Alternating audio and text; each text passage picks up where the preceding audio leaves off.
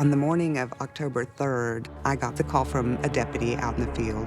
He said that there was a sexual assault on an elderly woman and that she was at the hospital at the time. His initial words were that she was covered with bruises head to toe.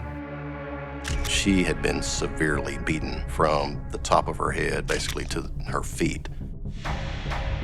Bruises on her face, 2 black eyes, bruises on her shoulders, everywhere.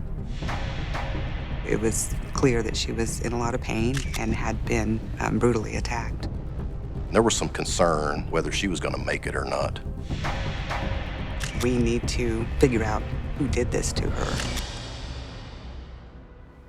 All right, Susan, right now what I'd like to do is just start at the very beginning and let you tell me each thing that happened as it happened to the best of your recollection, okay? Around 1:30, I heard a knock on the door, and he said that his car broke down and he needed to use my phone. So I got my cell phone, shoved it out the door, and closed the door. And then he pretended like he was calling, and he says, "Okay, I'm done, here's your cell phone." So I opened the door and he pushed his way in and grabbed me. And that's when he put that, it's like a table runner on the back of my couch, and he wrapped it around real tight. And he wrapped it just around your whole face? Yeah, he was hitting me, and he tied me up with what felt like wire. Oh, and then I think he went into my refrigerator and got some oil, and he was putting that all over me, and he just was pushing me around, and eventually he raped me, and he continued to rape me for like 5 hours. We were very fortunate that she was able to provide lots of clues that I was then able to give to other detectives on what to look for at the house. As far as like an attack and a rape goes, it's probably up there with the most brutal that I've seen in my career. Have you had anybody out there working on your house lately? I have. Who's that? I have Eric, and he's painting my house. Red flags go up. I thought that Eric was probably going to be our guy.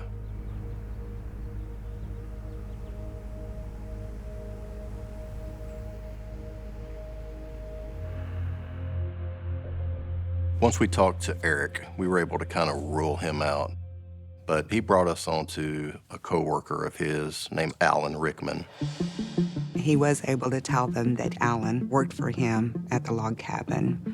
And he described that Alan had been at work in the morning of the attack, that he did act kind of off, and he appeared to have some kind of injury on his arm that he was trying to hide all day.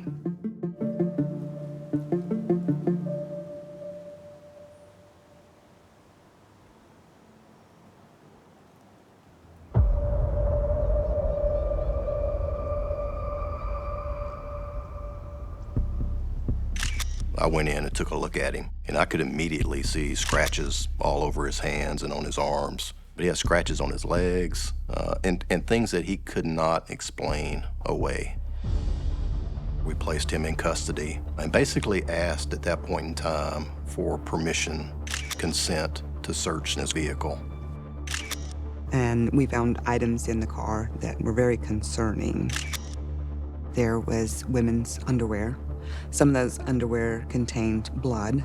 There was pornographic magazines. They found like a bottle of oil, cooking oil. We seized the car and brought it back to the sheriff's office, and then took Mr. Rickman to the Benton County Jail. Okay, tell us what you remember, and then we'll just go from there. Pulled up into her driveway. Went up, knocked on her door. She answered it. Pushed the door open on her. Then what happened? And I proceeded to take her clothes off and have sex with her. And I noticed that she was bleeding a lot. So I took her downstairs and washed her off. You raped her, right? Because she wasn't consenting, was she? Here's part of the thing is she's got a lot of bruising on her. I don't understand why she bruised like she did.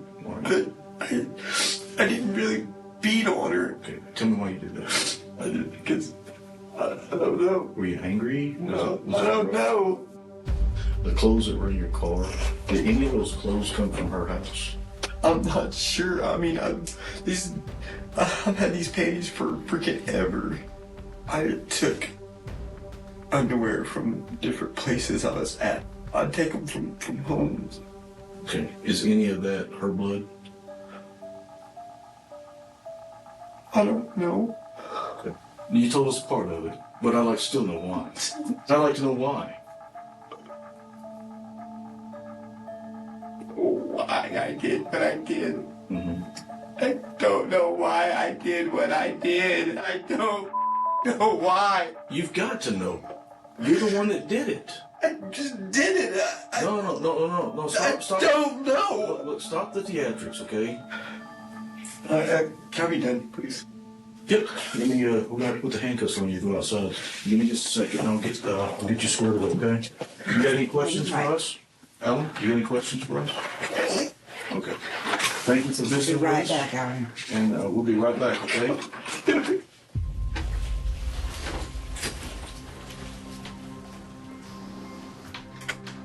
We felt like we had got everything that we needed to corroborate with the physical evidence and the story that Susan had told. So once the interview was over, it felt good because you get the who, what, when, where, how. I'll stand up for him. The why is the one thing that you rarely get. And maybe Alan doesn't even know the why. And we don't always know.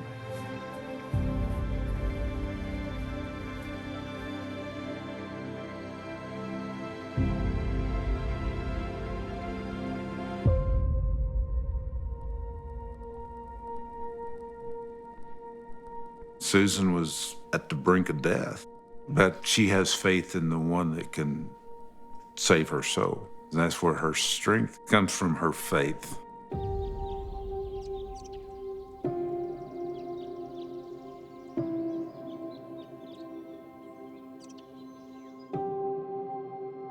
I tell everyone, no one can keep you from prayer.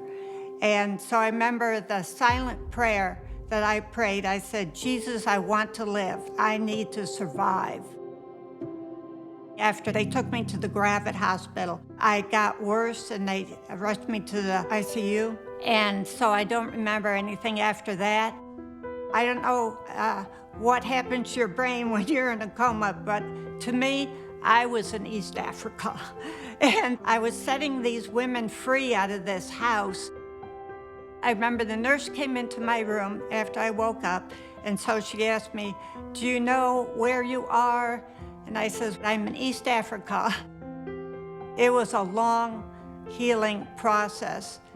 Because of the sepsis, my hands literally died and my feet. So the doctor said that we need to amputate your hands or you're gonna die. A week later or so, they had to amputate my legs below the knee. There was never any doubt. I was gonna do what I needed to do to gradually be able to learn to walk.